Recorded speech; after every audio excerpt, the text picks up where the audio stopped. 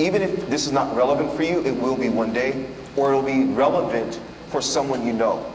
So you can be able to speak God's word into their relationship, whether they're dating, they're engaged, or they're married. The first practical Bible-based solution that I've seen from experience in Scripture that's critical is that Christ at the center. Amen? Christ at the center. Meaning that every day, you guys, we got to put Jesus first. I mean, He is not only for your marriage and your relationships, but for your work, for your schooling, for everything.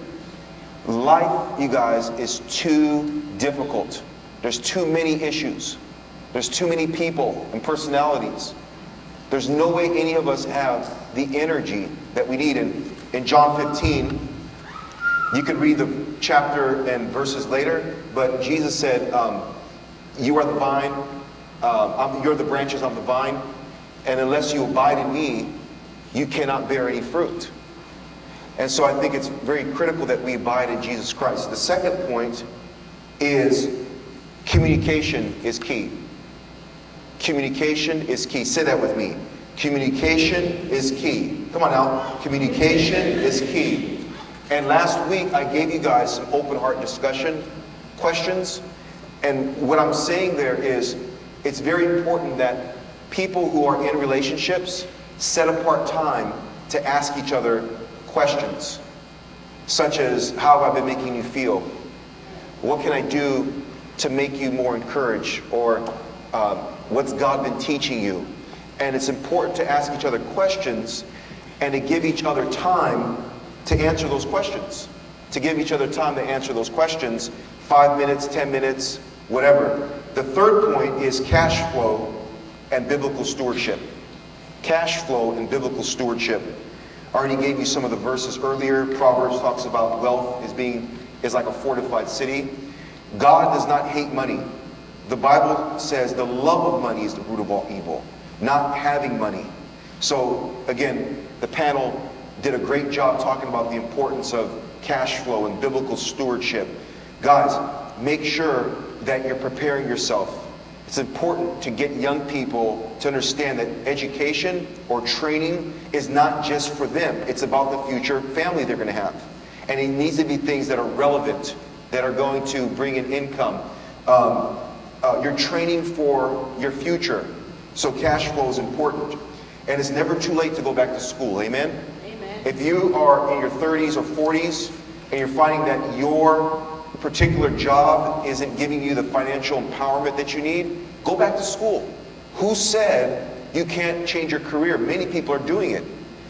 Folks, don't let anything, including your mind, put you in a rut as far as your cash flow and biblical stewardship, and you think you can't solve that problem. We serve a God who solves problems, and many times He tells you this is what you need to do. Work is a blessing that God gave to us before the curse. So find that job, find that work that you love, and tap into the kind of income that you need so your marriage can have that financial security. And when times get tough, this fourth point is important. Calm in crisis. Calm in crisis. Galatians chapter 5, look what it says, is the fruit of the Spirit. Okay? Galatians chapter 5 says in verse 22, but the fruit of the Spirit is love, joy, peace, patience, kindness, goodness, faithfulness, gentleness, and self-control. It's very important in the context of having a relationship and just even having kids, being a pastor, being on a sports team. It's when stress hits you, especially the financial stress, it's easy to lose your control, to lose the calmness, the gentleness. The word gentle means to be meek, to have power under control. And I have to remember, as a husband, as a father, I got to stay calm. I got to stay calm. And usually, I wrote another verse there, Matthew 26, verse 41. If you read Matthew 26, verse 41, Jesus told Peter, John, and James, pray. So, because your spirit is willing, but your flesh is weak. Prayer will bring calmness. This week I went to a spiritual retreat for 2 days, I went up to a Christian resort. And you know what I did? I checked into a room and stayed in that room for 48 hours. I slept, I read the Bible, and I prayed. I ordered Domino's pizza. I'm probably malnourished right now. But let me tell you something. I was so stressed out with all the stuff that's been happening in my life, just things have been moving really quick, that I noticed that I was losing that calmness, that self-control. And so I just said, Lord, I'm going away. I put up the money and I said, you know what? I need to be in solitude, listening to the voice of the Holy Spirit. No TV, no voices, no children. And it's so important to do self-care. To make sure, like Jesus told James, Peter, and John in the Garden of Gethsemane, he told them, guys, pray with me for 1 hour. Because your spirit is willing to be faithful, but your flesh is weak.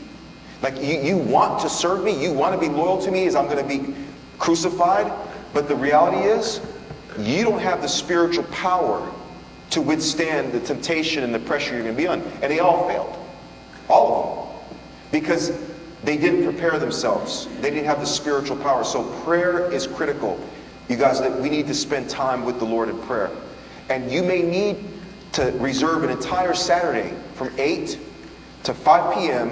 where you go to a park, a state park, and just spend, 5, 6, 7 hours watching the birds, meditating. Keep your cell phone at home. Take your Bible. Take some Christian music. Take a little bit of food and spend the whole day just sitting there and letting your mind process its thoughts. The fifth point is clean conscience. A clean conscience is very critical for a good marriage. And it's very critical for any good relationship. And that's why it's so important, you guys, to marry someone who has the Holy Spirit in their hearts. Because if you marry someone that doesn't have the Holy Spirit, they can explain away their conscience. They can just rationalize their conscience. They can be doing all kinds of little sneaky stuff.